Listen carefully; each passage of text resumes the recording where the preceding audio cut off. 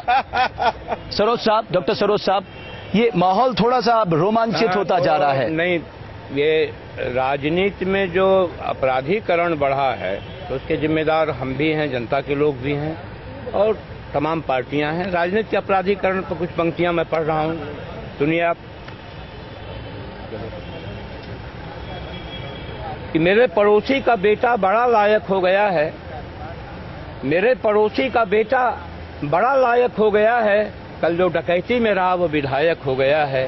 और आप नाहक है परेशान, कैसे समझाएं आपको, झोपड़ों की सफाई में वह सहायक हो गया है।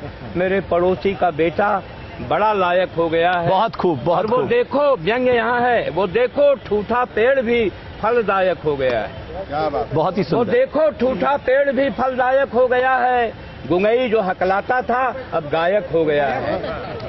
वो देखो ठूठा पेड़ भी फलदायक हो गया है, गुंगई जो हकलाता था अब गायक हो गया है। और पिछले साल खलनायक था जो उस हत्याकांड में, व्यवस्था परिवर्तन का वह नायक हो गया है। मेरे पड़ोसी का बेटा बड़ा लायक हो गया। प्रोफेसर सरोज, इस पंक्तियों को राजनीति का अपराधीकरण आज का ज्वलंत विषय है। हर कोई इस राजनीति के बढ़ते अपराधीकरण से छुटकारा इस देश को दिलाना चाहता है और यही कारण है कि सरकार सिर्फ कमेटियों में सिमटी रही है। लेकिन यहां पर प्रोफेसर साहब ने बता दिया है कि राजनीति में अपराधीकरण किस तरह से घुल मिल गया है और किस तरह से हमारे लोकतंत्र के लिए ये खतरनाक होता जा रहा है। शायद ये पंक्तियां हमारे राजनेताओं की आत्माओं को जगाएगी। काशी को जाना जाता है अपनी संस्कृति के लिए, काशी को जाना जाता है अपने ज्ञान के लिए, इसीलिए राजनेता कह रहे हैं कि साहब इसे विश्व गुरु बना देंगे। लेकिन क्या है काशी की खूबसूरती? हर अलग अंदाज से काशी को हम आपको रूबरू कराएं। आइए एक और नजर डालते हैं इस रिपोर्ट पर। जिंदगी की आखिरी गली और काशी आने वाले लोगों के लिए मोक्ष प्राप्ति की गली, ये मणिकर्णिका घाट तक जाने वाली गली है, जहां लोग मोक्ष की कामना में चाहते हैं कि उनकी जिंदगी का अंतिम संस्कार, वो जिए कहीं भी लेकिन अंतिम संस्कार काशी में हो, वो काशी में मरें ताकि वो उनको मोक्ष मिले। और इसी गली के रास्ते शव जाते हैं, जिसको कहा जाता है कि ये पहुंचती है मणिकर्णिका घाट, वहां जहां रात भर जलते हैं शव। किसी भी घाट पर हिंदू परंपराओं में शाम के बाद शव नहीं जलाया जाता, लेकिन मणिकर्णिका घाट हिंदू परंपरा में एकमात्र ऐसा घाट है जहां शव तमाम रात जलते हैं, जहां कभी भी आने के बाद शव का संस्कार किया जाता है। और ये वो गली है, बनारस जो गलियों का शहर है, जिन गलियों की वजह से बनारस को जाना जाता है, चाहे वो विश्वनाथ गली हो, चाहे फिर वो कचौड़ी गली, ये तमाम गलियां, लेकिन उनमें मणिकर्णिका की ये गली सबसे अहम गली है, क्योंकि काशी जहां सिर्फ मोक्ष की कामना के लिए लोग मरने आते हैं। तमाम शहरों में, धार्मिक शहरों में भी ऐसी जगह आपको मिलती हैं जहां कि लोग जीने के लिए पहुंचते हैं, जहां लोग रहने के लिए पहुंचते हैं, लेकिन शिव के त्रिशूल पर बसी काशी में जो मोक्ष की अवधारणा है, उसमें ये गली सबसे अहम है। अगर हम कहें कि बनारस जो गलियों का शहर है, बनारस जो सनातन है, बनारस जो कभी भी,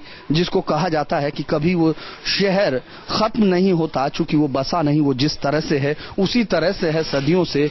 वहां शिव के त्रिशूल पर होने के साथ साथ ये भी कहा जाता है कि ये बाबा की नगरी में जो भी मरेगा वो मोक्ष प्राप्ति होगी। तो आप ये देख सकते हैं किस तरह से, अगर मैं यहाँ के कुछ लोगों से भी बात करने की कोशिश करूं कि इस पूरी गली का आप देख सकते हैं, यहाँ गली में छोटे छोटे मंदिर भी हैं। ये तमाम सामान आसपास जो लकड़ियां रखी हैं वो उस जो अंतिम संस्कार के लिए लोग आते हैं। इस तरह आप देख सकते हैं कि यहाँ जीवन के जो आखिरी संस्कार है, हिंदू परंपरा में आखिरी संस्कार है, उसके लिए लोग यहाँ पहुँचते हैं। तो आपको यहाँ इस मणिकर्णिका घाट तक आने वाली गलियां जो तमाम यहाँ घाट तक पहुँचते हैं, बनारस में जो भी गलियां हैं, कहा जाता है कि बनारस गलियों का शहर है, जिस तरह बसा है वो तमाम गलियां घाटों पर जाकर मिलती हैं। लेकिन ये मणिकर्णिका घाट की गली है, ये मणिकर्णिका घाट है जहाँ की यहाँ ही तमाम सुबह से लेकर शाम और रात तक शव जलते हैं। और यही वो गली है, या मैं कहूं कि अब वो घाट भी दिख रहा है, वो घाट आपको दिख रहा है कि जहां आखिरी संस्कार किया जाता है। और हिंदू धर्म का आखिरी संस्कार यही होता है जहां मरने के बाद आदमी को मोक्ष मिलता है। तो ये बाबा विश्वनाथ की गली से शुरू हुए बनारस में ये मणिकर्णिका घाट तक पहुंचने वाली, या यूं कहें कि जिंदगी की जो आखिरी सफर की गली है वो यही गली है और यही गलियों का शहर बनारस है। वीडियो जर्नलिस्ट सौमित्र घोष के साथ धीरेन्द्र पुंडीर, न्यूज नेशन, वाराणसी। तो न सिर्फ जन्म का स्थान है बल्कि मोक्ष प्राप्ति का स्थान भी है काशी, और शायद यही रिपोर्ट में हम आपको बताने की कोशिश कर रहे थे।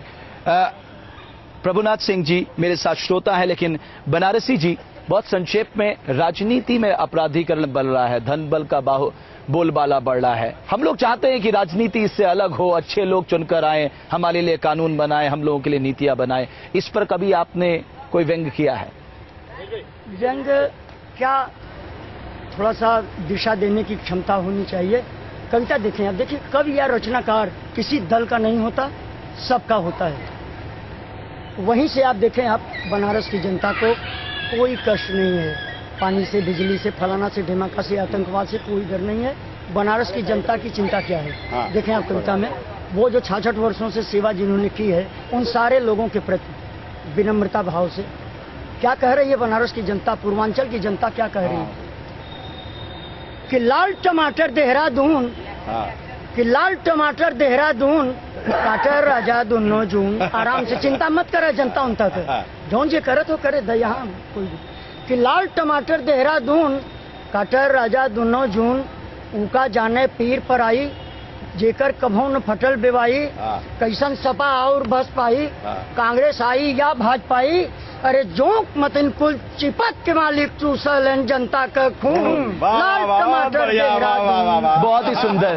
ज्ञानपुरी जी, बहुत संक्षेप में आपसे भी कुछ पंक्तियां हम सुनना चाहेंगे। ये आज मैं एकदम लेटेस्ट गजल के 5 शेर सुनाऊंगा आज के दिन का। ये अभी टटका शेर है ये, कि दुनिया की नजर टिकी है इस चुनाव पे, बनारस पे दुनिया की नजर टिकी है इस चुनाव पे, बनारस को लगा दिया है नेताओं ने दांव पे, बनारस